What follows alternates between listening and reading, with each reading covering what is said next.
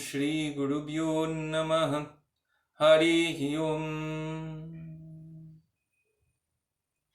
Olá pessoal, então estamos aqui mais uma vez falando sobre diferentes temas do Yoga Sutra. A ideia é eu sugiro um verso para que de alguma maneira a gente possa fazer uma conexão com o verso e a nossa prática. Então o verso que eu sugeri é o verso 7 do capítulo 2. Vamos ler o verso? O verso é Sukhanusaya iragaha. Tradução é a seguinte: raga, paixão, é apego a sukha, apego à felicidade, apego a conforto. Então esse verso é muito interessante, por quê? E ao mesmo tempo ele é um consolo, porque ele deixa claro que nós, na condição humana, nós não possuímos a obrigação de se manter felizes sempre. E também nós não conseguimos se manter felizes sempre.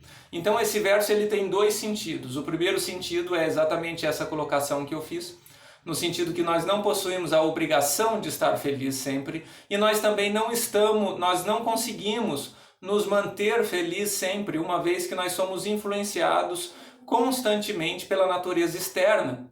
E essa natureza externa, a principal característica dessa natureza externa é a impermanência, é o ciclo. Então nós não vamos conseguir se manter felizes sempre, nós sempre vamos transitar entre felicidade e tristeza. Porém, o outro sentido do verso, de que a paixão, raga, é apego a sukha, é apego à felicidade, também significa que uma pessoa materialista, uma pessoa desprovida de conhecimento acerca da espiritualidade, ela é muito apegada na satisfação dos seus sentidos. Ela é muito apegada aos seus instintos, ela é muito apegada a se manter feliz sempre, a se manter eufórica sempre, a se manter, digamos assim, num estado de felicidade contínuo. E por isso raga também vem de raja. Raja significa gunaraja. Gunaraja é o modo da paixão, o modo dinâmico, o modo que nos estimula as atividades.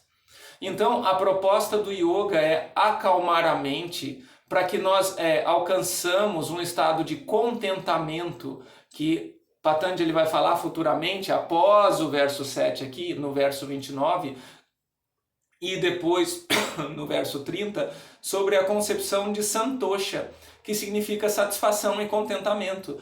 Então, o yogi não é que ele se mantém pleno sempre, feliz sempre. O yogi, ele se mantém na sua plenitude, ele se mantém na sua satisfação e equanimidade interna, não só no ambiente de felicidade externa, mas também no ambiente de tristeza externa, certo? Então, aqui, Patanjali coloca que se manter apegado a ter uma boa prática sempre, a ter um corpo favorável sempre, a ter uma satisfação pós-prática sempre, isso não é viável, isso não é iógico.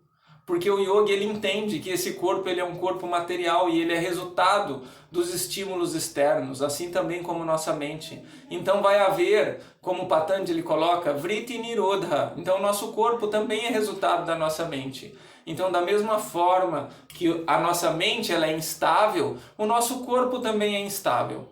Devido à forma que lidamos com tudo ao nosso redor, devido à nossa alimentação, devido à forma que nós gastamos a nossa energia interna, a forma na qual nós induzimos a nossa energia vital interna, que o yoga chama de prana.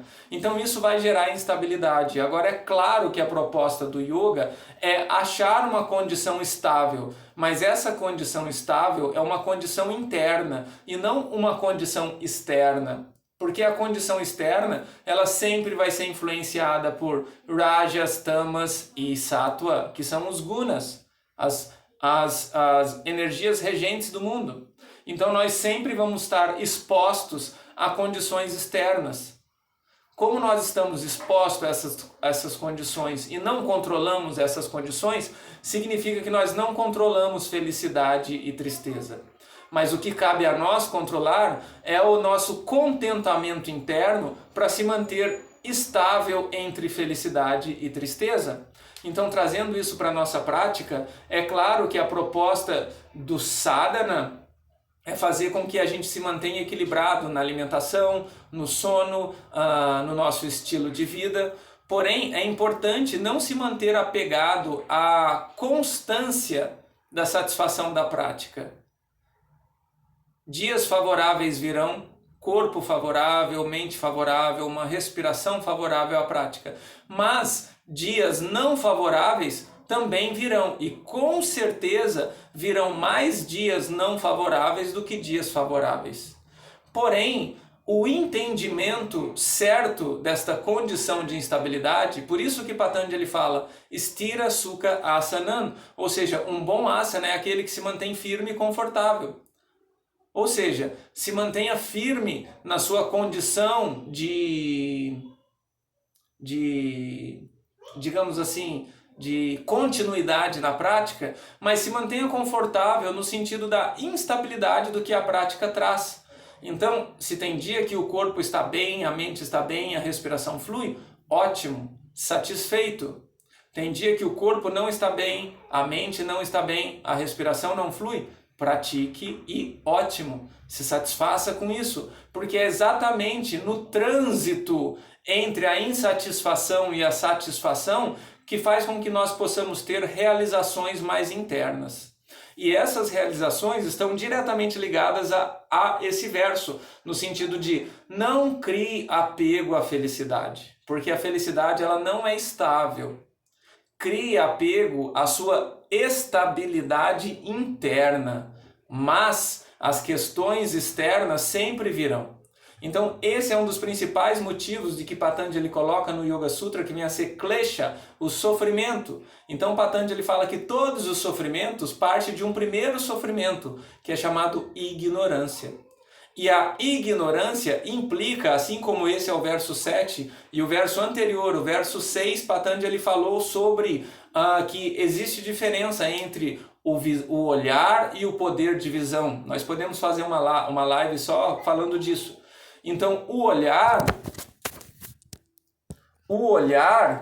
é exatamente os nossos sentidos sensoriais, a nossa capacidade de perceber o ambiente externo. Mas o poder de visão significa essa estabilidade interna de digerir o que acontece externamente. Então é importante ter o entendimento que sim, nós como pessoas que estão no processo de autoconhecimento, claro que nós queremos nos manter num estado de harmonia interna. Porém, é preciso ter o entendimento que o apego à felicidade externa, isso é uma ilusão, porque gera sofrimento, porque nós vamos estar mais vulneráveis à decepção, porque a instabilidade externa é normal. Um dia ensolarado, um dia chuvoso, certo? Uma noite calorosa, uma noite fria. Uma árvore cheia de frutos, uma árvore sem folhas, seca. Então, essa é a natureza desse mundo material. Essa é a natureza de Prakriti, ou seja, a instabilidade, a condição de início e fim, início e fim. Então, da mesma forma que a felicidade tem início, ela também tem fim. Assim como quando a tristeza tem início, ela também tem fim. E a proposta do yogi é se manter estável internamente entre o trânsito da felicidade e o trânsito na infelicidade. Ok? Então se contentem sempre, uma prática boa ou uma prática ruim, e se mantenham sempre satisfeitos, porque independente do resultado da prática, sempre vai ser uma experiência favorável para a introspecção interna. Ótimo. Beijo no coração de vocês. Namastê.